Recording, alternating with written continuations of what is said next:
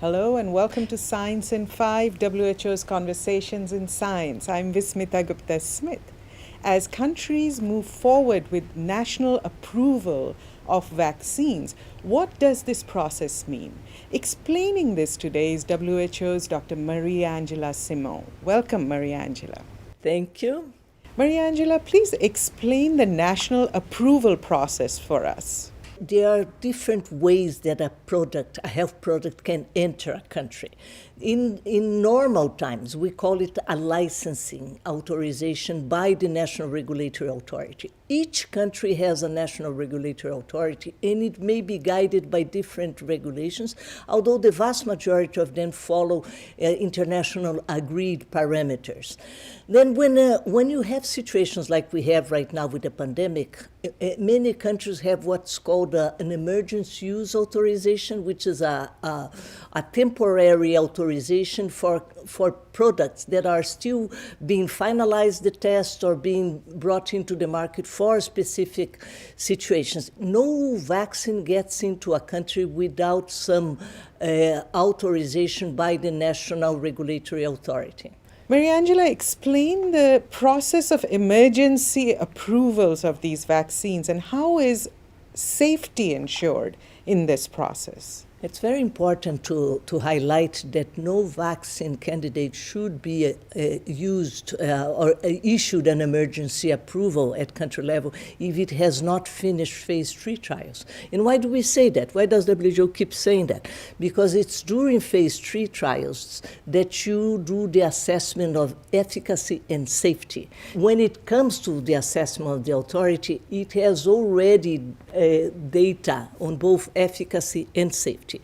The job is not finished yet because after this, in order to authorize at country level, you need to assess whether the vaccine was, let's say, well made. It has to, if it complied to what we call the good manufacturing practices and quality control and so on. And after it comes into the country, it's also monitored for any potential side effects, anything that relates to additional information that didn't come through clinical trials. So this is to say that by the time it's authorized at country level, it has gone through a lot of scrutiny. So it's very good to highlight that safety and efficacy will be guaranteed by the process that we have put in place. Mariangela, WHO also has its own approval process for vaccines. How does that work with national approval processes, and what does that mean for manufacturers and countries? In the case of the COVID vaccines, WHO has issued what we call an expression of interest for an emergency use listing, and potentially in due time to a pre-qualification of vaccines. Why is this important? It's important because there are many national regulatory authorities. There are many countries that don't have the technical capacity to do the full assessment. And also when you have like an international procurer, traditionally, UNICEF buys vaccines for the world and PAHO buys for the Americas, right? So which assessment do they rely on in terms of quality, assurance, of safety, efficacy? They rely on WHO's pre-qualification program.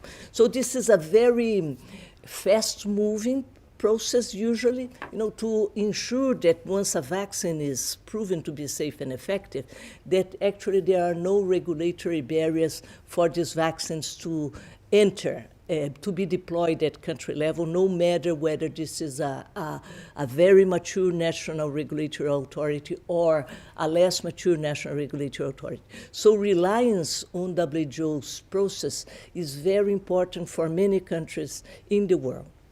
Thank you, Mariangela. There you have it, Dr. Mariangela Simao explaining the approval process for vaccines. If you find this information useful, please share with your friends and your networks. Remember, there's a lot of misinformation about vaccines out there. So be the source of scientific, evidence-based information. Until next time then, stay safe, stay healthy, and stick with science.